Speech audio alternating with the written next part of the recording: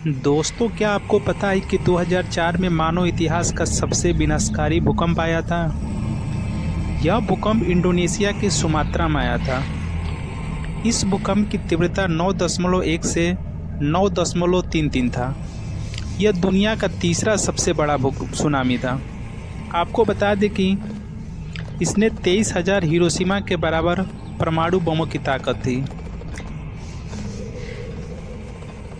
इस सुनामी की वजह से इंडोनेशिया, इंडिया, श्रीलंका और थाईलैंड जैसे 11 देशों में 100 फीट ऊंची लहरें उठी और चारों ओर तबाही मचा दी थी।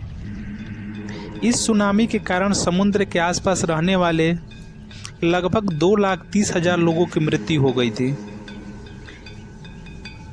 लेकिन आपने क्या सोचा है कि सुनामी कैसे आती है? इसके लिए साइंस क्या कहता है? अगर आप इसे जानने के लिए इच्छुक हैं तो वीडियो का अंत तक जरूर देखें। तो सबसे पहले जानते हैं कि सुनामी क्या है। जब तीव्र भूकंप समुद्र में आता है तो सुनामी बन जाता है, लेकिन समुद्र में उठा तूफान भी सुनामी कहलाता है। समुद्री तूफान को जापान में सुनामी कहा जाता है, जहां सु का मतलब होता है समंदर और नामी का मतलब होता है लहरें।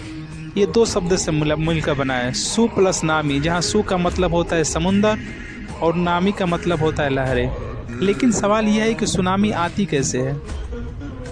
भीषण भूकंप की वजह से समुद्र की ऊपरी परत अचानक खिसक कर आगे बढ़ जाती है। समुद्र अपनी समांतर पोजीशन में ऊपर की तरफ बढ़ने लगता है।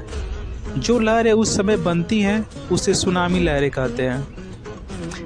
सुनामी डेटाबेस के अनुसार लगभग 80% सुनामी भूकंप के कारण आती है। इसके और कारण भी हैं, जैसे भूस्खलन, ज्वालामुखी प्रक्रियाएं, उल्कापिंड इत्यादि के समुद्र के ऊपर टकराना। ये भी सुनामी के आने का एक प्रमुख कारण है।